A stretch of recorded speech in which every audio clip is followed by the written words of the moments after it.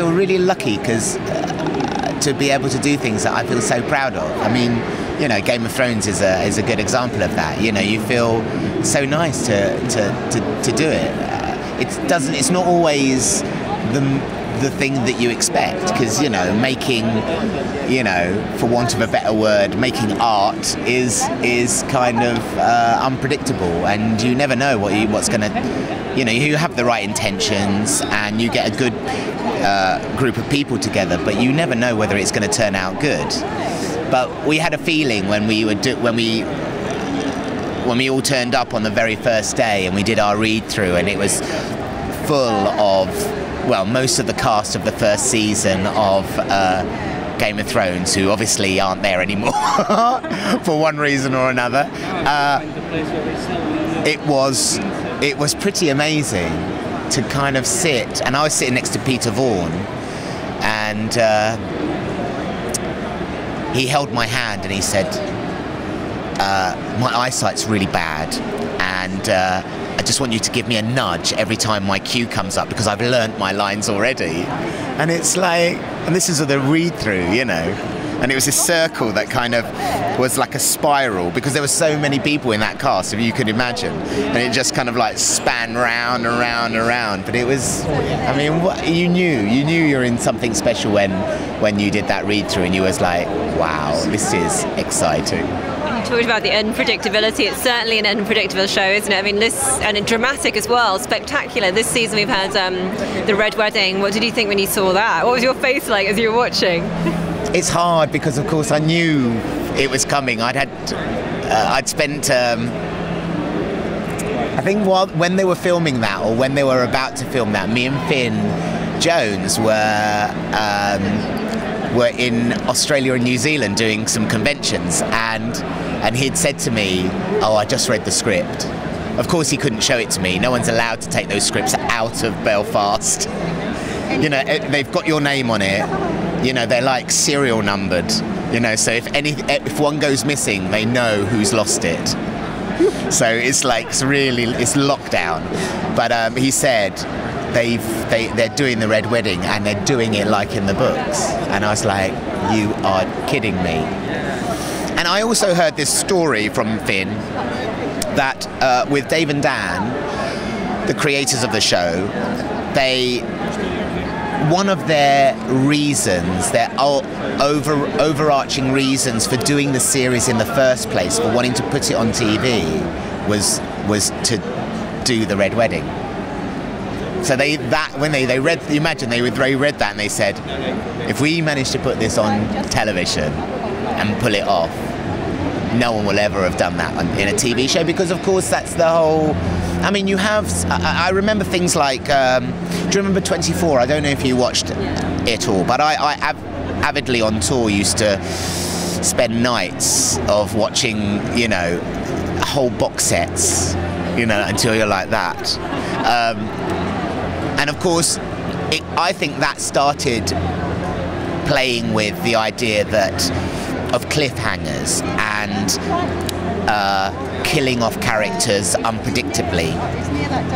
And although that's not the reason people make television series, because of course George Martin had written these books many years ago,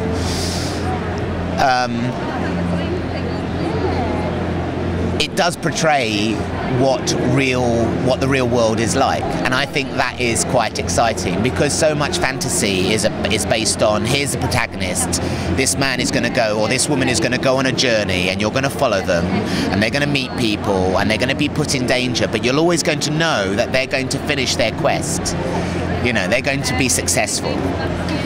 And of course real life isn't like that at all, and I think that's very exciting. But I also do have friends who, after they read the third book, threw it away and was like, there is no way I'm going to invest any more emotion in this if that is what is going to happen. Wow. They were like so angry about it. And this is men, you know, grown men crying tears, which is pretty amazing. Yeah, because you know, look, you know, all you have to do is look around here. When you have that level of dedication to something you love, and then someone starts messing with it, like George R.R. Martin. I mean, it's cruel, but it also makes very, very good television. Speaking of cruelty, I mean, your protege on the show, Arya, is one of the few Starks left standing, isn't she? If you could go pop back into the show and give us some advice, what would your advice be to Arya for future seasons? Don't trust anyone. But I think that's, I think the beauty of Arya's character is that despite everything, she remembers. I mean, she's a young girl, and the situations she finds herself are very, very extreme. And most people wouldn't be able to deal with them anyway. But I think what's really lovely, and of course I would say this anyway, is that there is a reason why she meets Syrio and why he teaches her what he teaches her, because that stays with her and it informs everything she does. And so it makes her stronger and it makes her able to deal with it. So, I mean, you haven't seen the half of where she's going to go. And, but it's going to be an amazing journey when she starts going on her journey of, I don't think it's a spoiler to say that she's itching for revenge, because that's where she's heading. I mean, I think that's everything about her is about that. And at the moment, it feels very frustrating because she can't, but she will. I mean, Melisandre's already said that she sees a darkness in her, hasn't she? And that darkness is a black core, which is, a young girl who's had her childhood taken away and her family taken away, and with every bruise, every bit of damage, it makes that little dark core harder and stronger. So yeah. So anyway, there is no advice. The advice was all given in the beginning. Everyone would love to see Syrio back, and we live in hope. Well, we live in hope because we didn't see him die on screen, did we? So what do you think? I mean, what are the chances do you think we'll ever see Syrio again? Oh.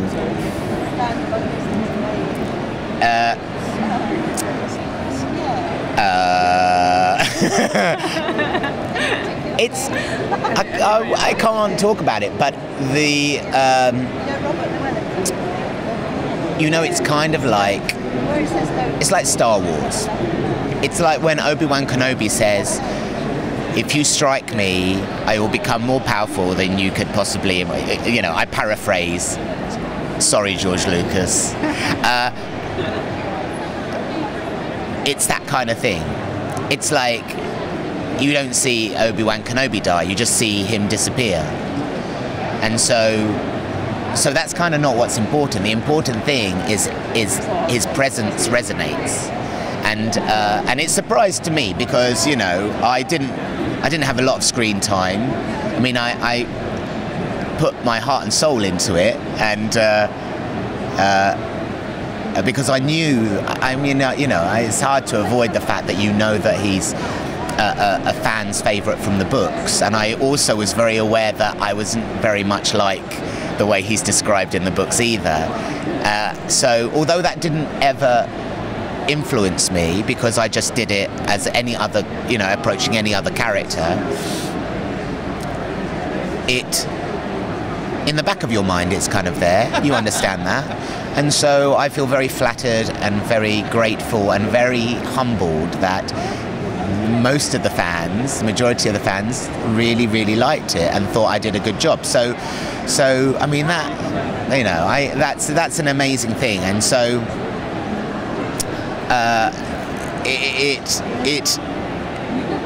and from a fan's point of view, it's a shame that you don't have more characters like that in the series.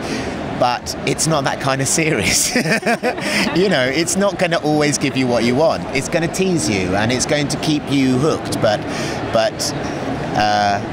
as the Rolling Stones once said, you don't get what you want, you get what you need. And although I don't think you kind of need the Red Wedding, do you? No. Because ultimately you go, But who's gonna kick the Lannisters? What's gonna happen? But of course, that's the great thing. You don't know, but you will. We spoke to the actor who plays Jaqen H'ghar recently, Tom Blashisha, and which makes me think, what do you think of the theory that Syrio and Jaqen are one and the same? I mean, I kind of like the theory. I mean, the theory is exciting. It's great to imagine that. I mean, it is fantasy. Anything can happen, and the fact that he is a faceless man and an assassin and has extraordinary powers. Maybe, who knows? I mean, no one knows. And in a way, maybe that question will never ever be answered, or it will be answered in a different way. I imagine Arya will end up in Bravos at some point and will use the coin. So everything's to play for. It's also the fact that as the storytelling becomes more complex in the books, it will need to be unraveled a little bit for the TV show, and that's happening already. You know, it has to tell its story in the medium that it lives in, which is TV, and things have to change. So who knows? I mean, I think everything is possible. Who would you like to see on the throne at the end of the day?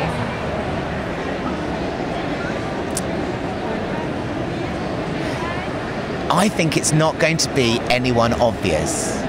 I don't think it's going to be Dany. I don't think it's going to be Jon. I don't think it's going to be anyone that we think. I think it might be a character we haven't seen yet. It also, for my money, it could be Lord Varys. Because I think he probably knows more about what's going on than anyone else. I mean, it would be pretty amazing. That'd be pretty spectacular, wouldn't it? Unexpected. Yeah, I think it will be someone unexpected. I mean, come on. So far, what have you learned to expect? Yeah, exactly. So I think if he follows that through, if George follows that through, it will be a surprise. About striking deaths we've seen on the show, who's stood out for you? Who wins best death for you, Miltos? Oh, best death? Oh, I mean, Jory getting it in the eye was pretty spectacular. Amazing deaths. Oh, it's got to go. You know, no one gets killed quite like Harry Lloyd with the golden crown in the first season. I don't think anyone quite gets that kind of death. That is pretty spectacular. And I remember him saying to me when he was about to film it, he was kind of doing some research about, so what exactly would happen to me if molten gold was poured on my head? How would I die?